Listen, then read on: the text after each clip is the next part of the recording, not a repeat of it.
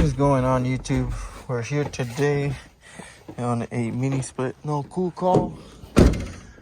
The homeowner was out of town, and when they came back, the unit for some reason fell off the wall, and I started checking it. I had the homeowner next to me, and I started checking it, and it seems that it's low on refrigerant, but there's some other issues with the line set. The line set got twisted and kinked when it fell off the wall. So as you can see, it's gotta walk a lot to come all the way back here because this is like a guest house. So here we have the candidate. I already got my gauges on it. He's indicating that's a bit low on refrigerant, but as you can see, got twisted there and it got pinched here. Then I found this cramp right here. So I managed to unsquish that as much as I could. So hopefully that'll work for now, because I would like to suggest to do a new line set, just straight out, down, come over, put a nice cover on it. But right now our pressures are 183, and usually what I've seen when the mini splits are off, it's usually between like 225 to 250 psi on the low side. As you can see, it's 3 pounds from factory. This is a 2-ton. This is a 2-ton, 24. So let's see. I'm gonna start adding a little bit of refrigerant on it, see if the outdoor will kick on, because the indoor will run.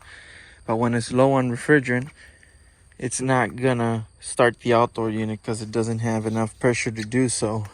So let me hook up my tank, the scale right here, and see what's going on. So I put about 2 pounds in it. It was running, but I ran out of refrigerant on the other tank, and I had to go get a different jug.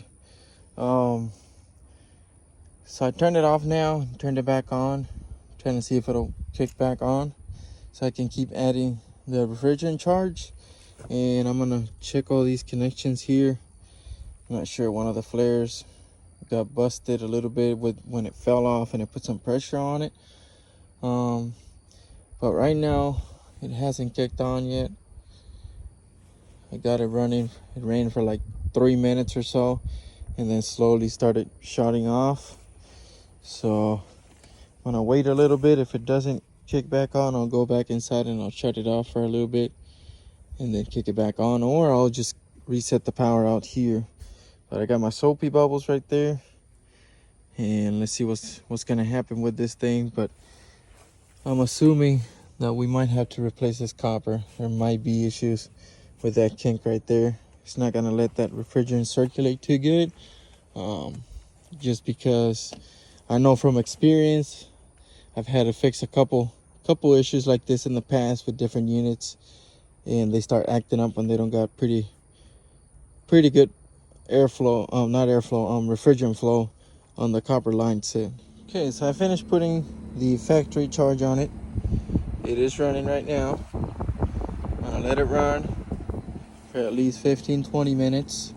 Make sure everything is good, refrigerant's flowing good and all that. I'm gonna keep an eye on my pressures, and hopefully it doesn't shut off. I'm gonna go inside now and take the temperature coming out of the supply vent on this mini split, and see where it's at. Right now our refrigerant pressures are 147. There's no way to take the high side on this one, just the low side.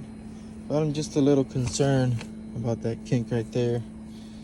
So I'm just gonna throw here real quick some soapy bubbles, see if we got anything leaking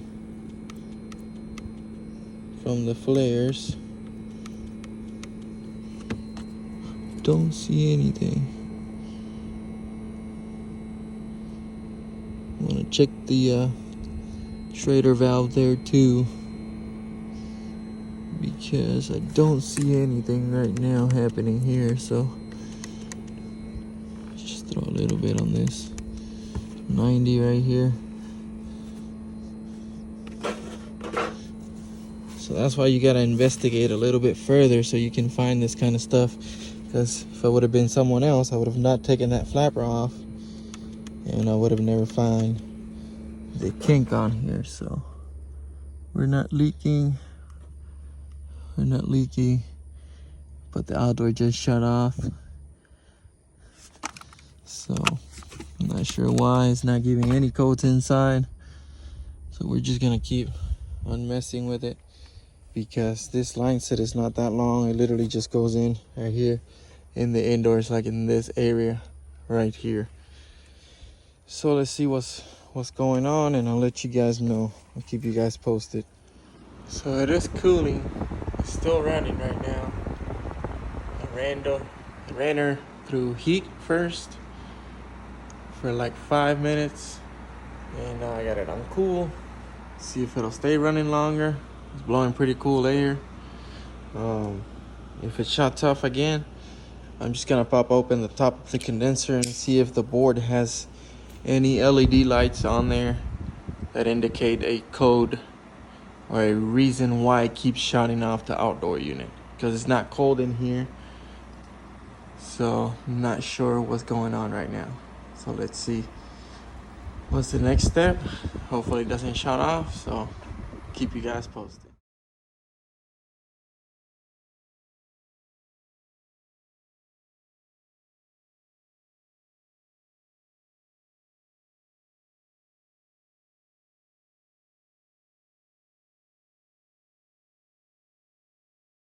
So I popped the top open and I find this sucker just chilling in there.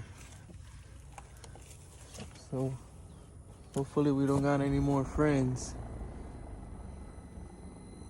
But she is kicking back on, but I just wanted to check the electrical up here and be sure everything's all good.